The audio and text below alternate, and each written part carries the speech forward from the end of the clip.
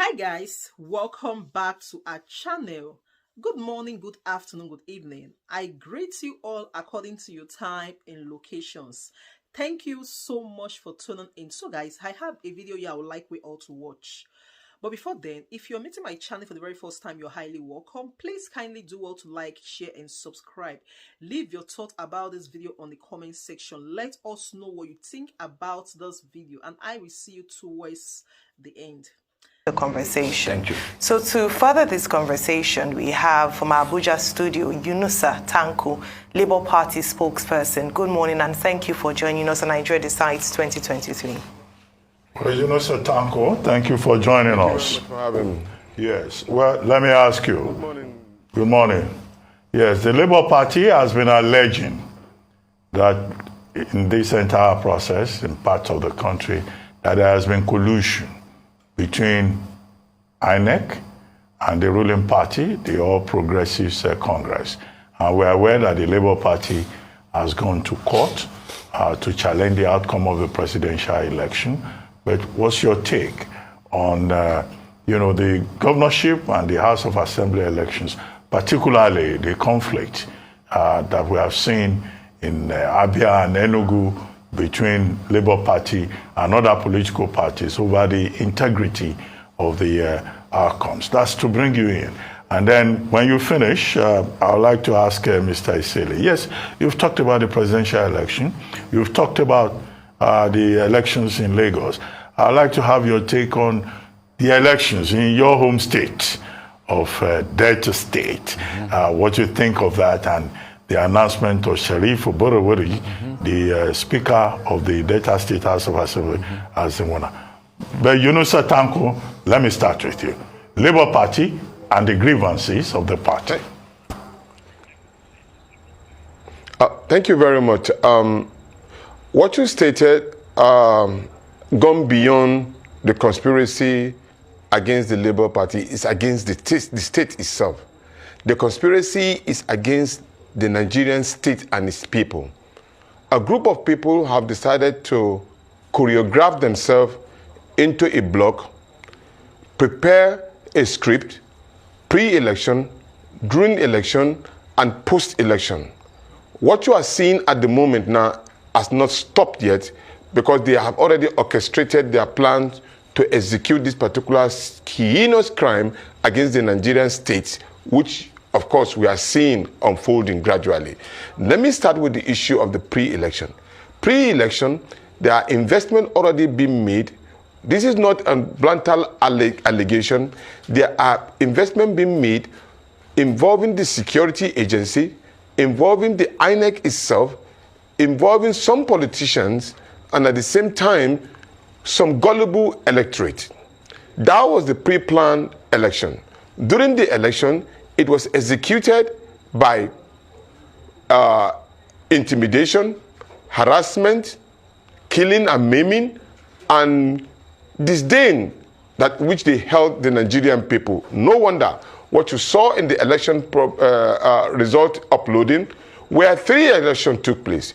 The Federal House of Reps, the Senate, and then the presidential election. Now you can upload the result of the Federal House of Representatives, and you can upload the result of the Senate, and you cannot upload the result of the presidential election. This was a blunt, open murder against the interests of the Nigerian state, instituted by a group of people looking at you. Look, we have done what we want to do. You can go to anywhere you're going to go to. We are not perturbed. We are not disturbed at all. And most disturbing, we have a situation in our hands where agitation are being made by different groups of people and different tribes, rightfully or arguably so.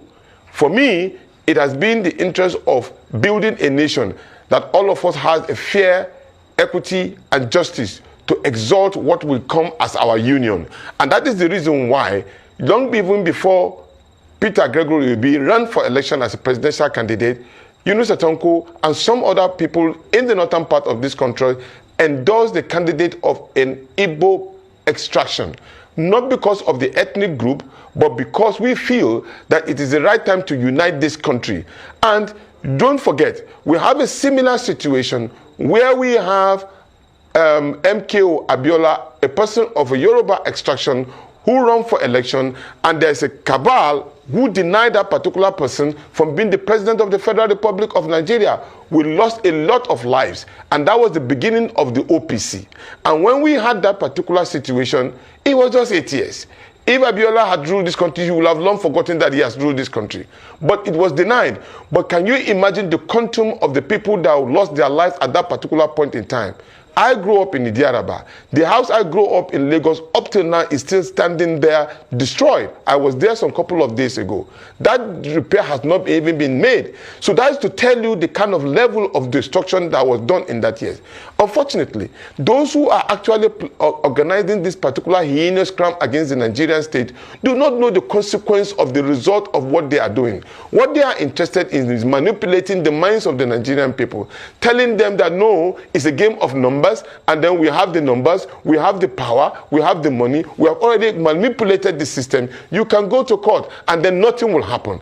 That is a dangerous perception that nothing will happen. Because as we speak now, the Nigerian people, especially the Nigerian youth, who we have completely annihilated and forgotten for a point in time, but they have come back believing in the system, a rule and regulation that already been imbibed and instituted by the electoral empire, which of course ab initio was already been orchestrated by this pre-election strategy that was being done by this particular group of people. But the danger here is that they don't even know exactly what may result to. Today, we have seen Nigerians destroying their passports.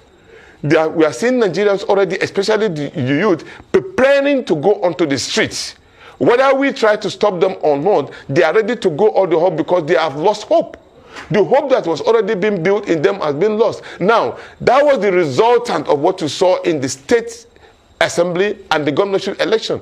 People who believe that the IRF and the beavers and all of those ones will work. And let me make a clarification here. Many people are saying that probably the beavers did not work. No, the beavers worked. What was done was that there's a fraudulent criminal intention by some group of people who stopped it from doing what it's supposed to do. It wasn't as if the beavers did not work.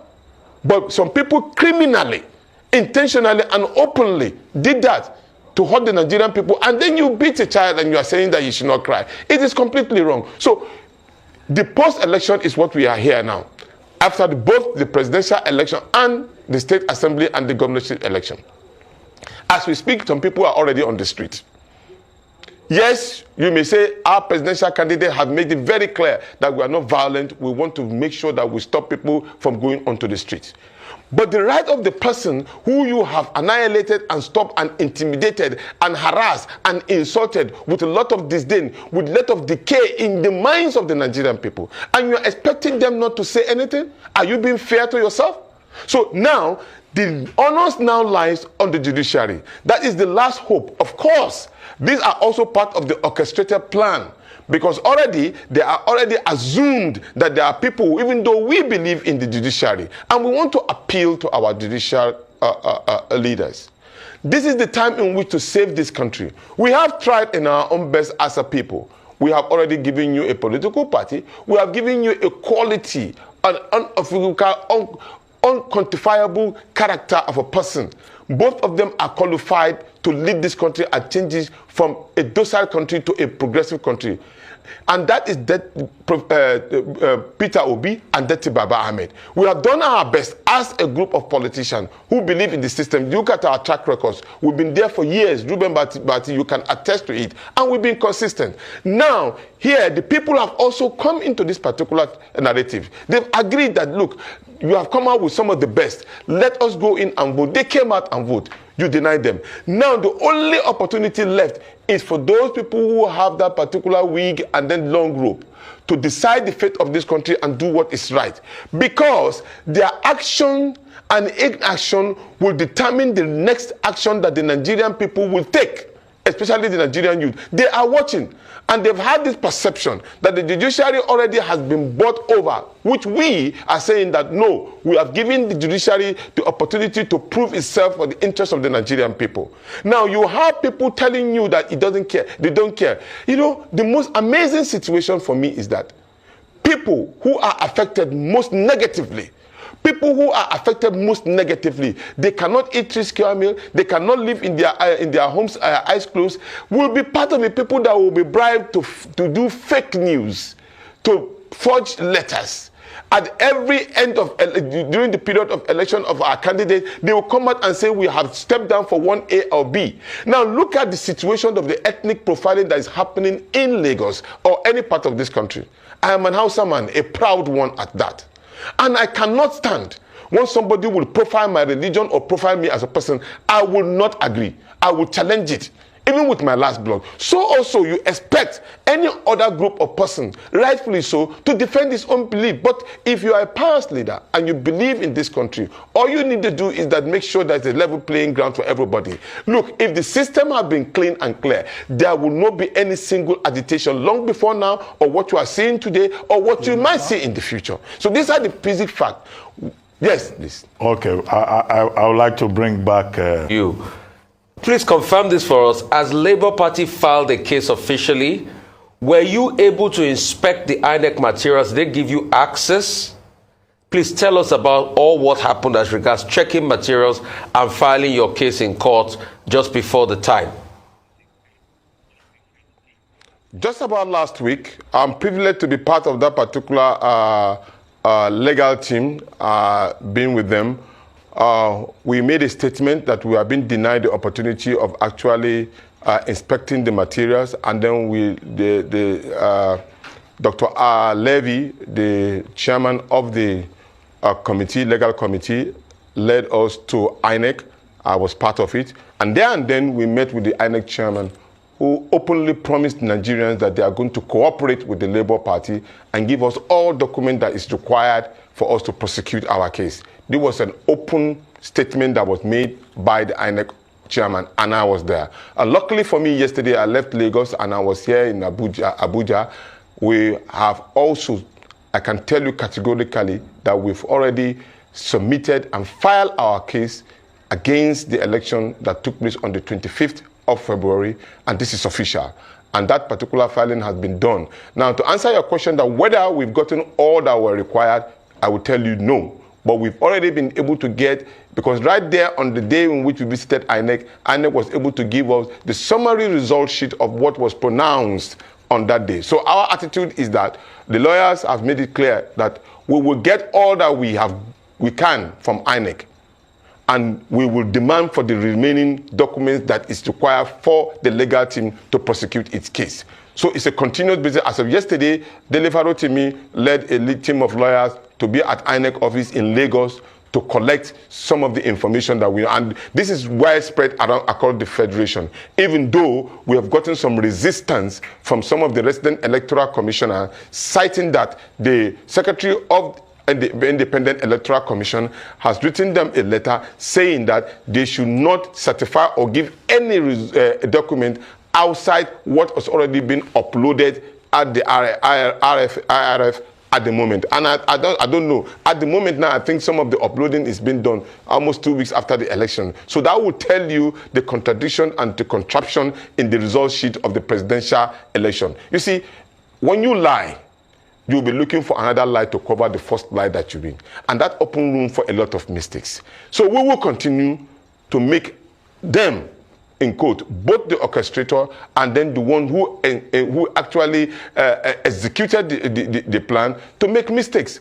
And this is open, and this is where that we are also calling on the judiciary, please and please, Nigeria is in your hands at the moment now. We are going to provide the necessary proof to say that that particular election was a sham one and is unacceptable by the Nigerian people. You could see it in the eyes of the Nigerian people. There's no celebration anywhere.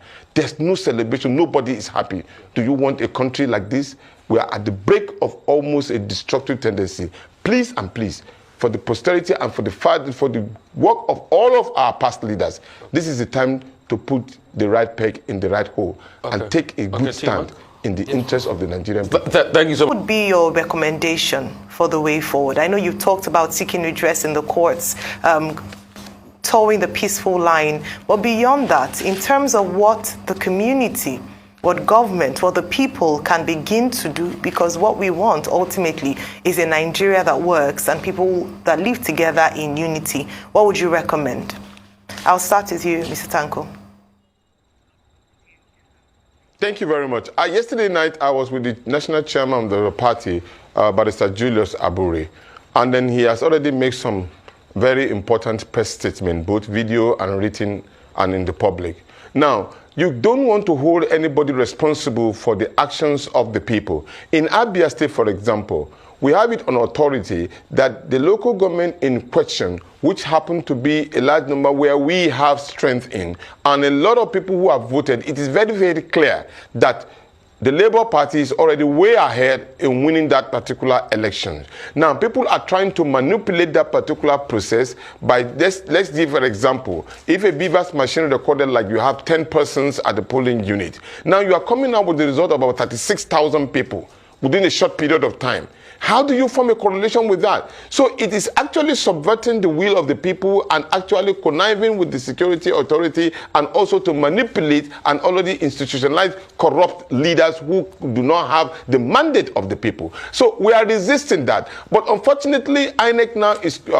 let me use the word conniving in that particular regard to prove that, okay, they are suspending election or inconclusive election, because quite honestly, it is open that we've won that particular election in Abia State. And then this is the result of a preparatory anarchy that may reign in that particular state when you announce a contradictory statement, a contradictory result as against the will of the people. The same thing is happening in Enugu. In fact, I have it on authority that already INEC was supposed to have announced that particular result. These are two states that the Labour Party has shown resilience and consistent, and at least, apart from the allocated vote that they have given us in the presidential election, we have constantly won and showing that we have won that particular election in those states. And then we are insisting that INEC should do the right thing. Otherwise, we may not be held responsible for our actions and the action of the people, because you are already denying them their presidential candidate who we believe we won election. Now you are also going down and trickling down and double downing and really pressing our neck and asking us not to respond to this particular issue.